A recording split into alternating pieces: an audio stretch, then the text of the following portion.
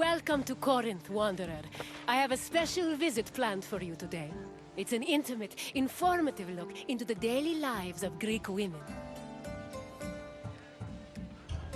Corinth was one of the largest cities in ancient Greece. It had an estimated population of 90,000 in my times, and much of that population was made up of women.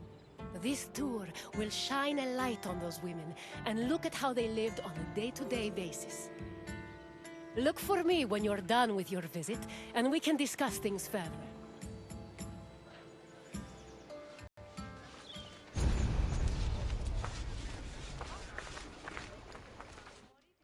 Young girls growing up in ancient Greek cities were usually raised by a nurse. They mostly stayed in the women's quarters of the house, the gunaikon, where they spent their time spinning threads and weaving.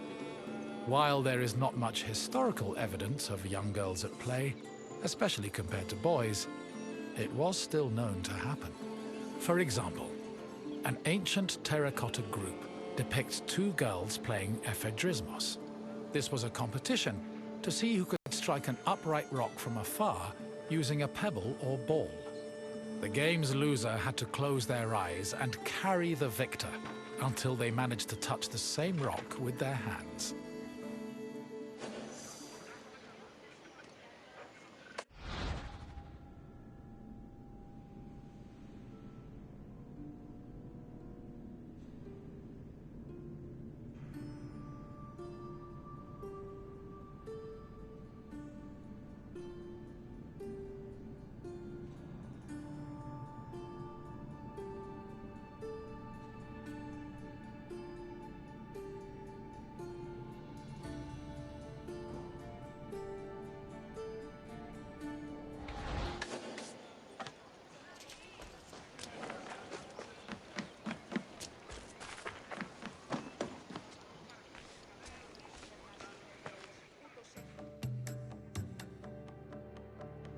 For a young Greek woman, marriage was the culmination of their induction into society.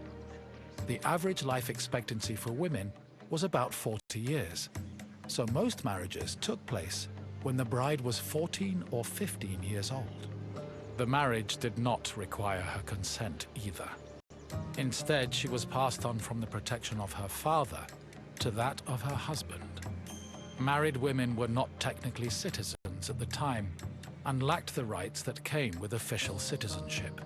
However, they did receive a dowry that only they were allowed to spend, but in the event of a failed marriage, the dowry was returned to the bride's father.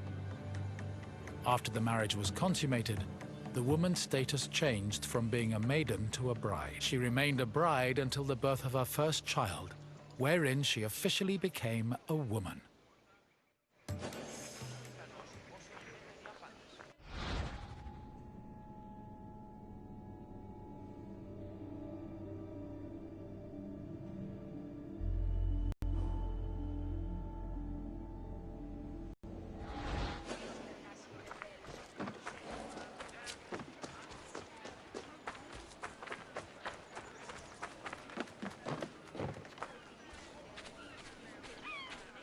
Women living in ancient Greek cities were essentially forbidden from participating in political life, and most aspects of their lives were controlled by men. Their most important responsibilities were running the household and giving birth to children, preferably boys. Most of the time, women's excursions outside of the house were limited to visiting other female neighbors, as per custom. The few exceptions to this strict rule were weddings, funerals, and religious festivals involving women in prominent public roles.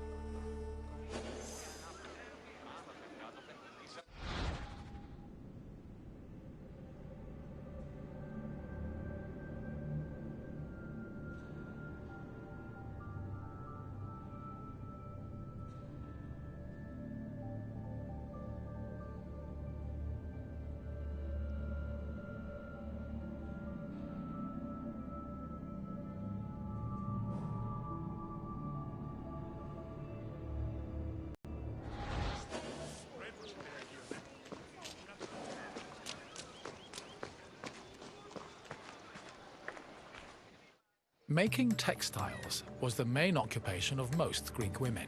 It was a woman's responsibility to manufacture clothing for each of her family members, as well as to weave other household textiles.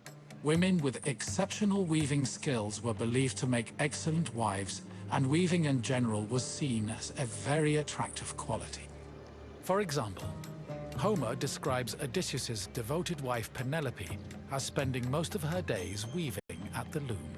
Similarly, many Greek vases depicting women weaving were combined with images of a woman holding a veil, which was seen as the symbol of a bride.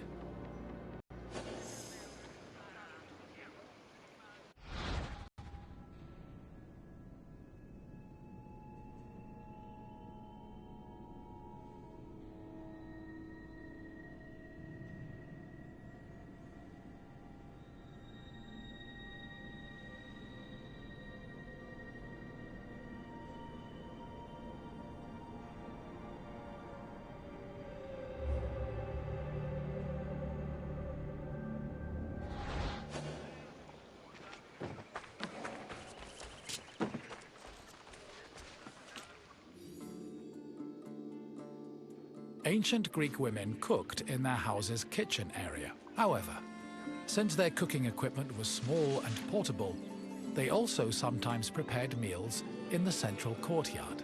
This was also where women performed other domestic activities.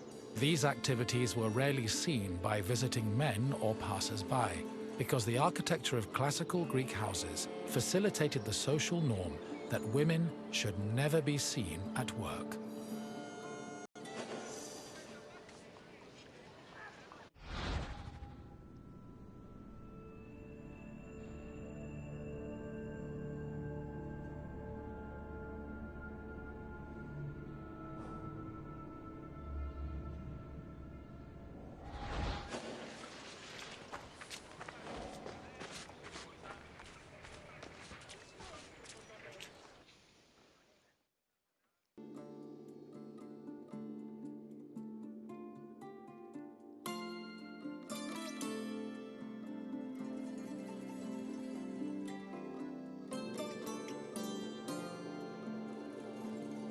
The historian Strabo relays that the Temple of Aphrodite was one of Corinth's most famous landmarks.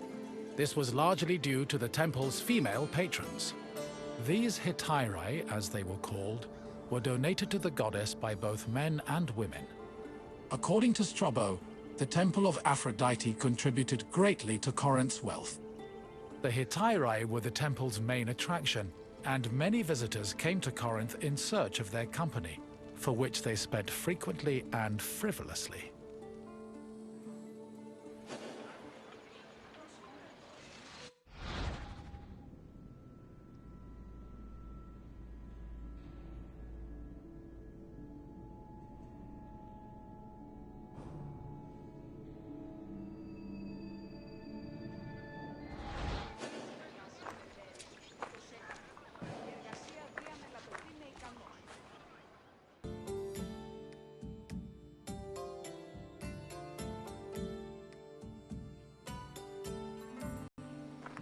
Hello again, Wanderer.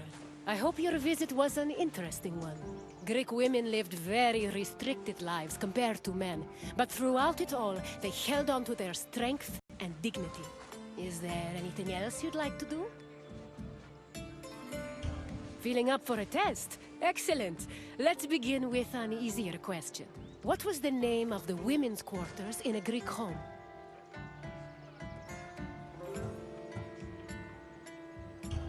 Correct. The gynekon was where young girls spent their days weaving and spinning threads.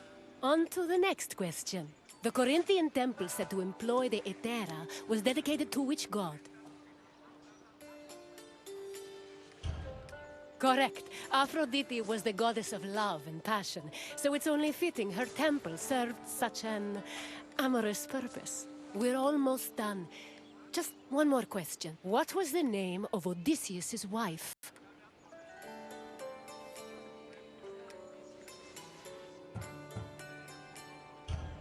Yes, Penelope was Odysseus' loyal wife, who kept at her weaving while waiting for her husband to return from war. You passed the test, Wanderer.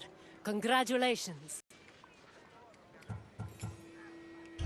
Then farewell, Wanderer, and thank you for visiting this great place.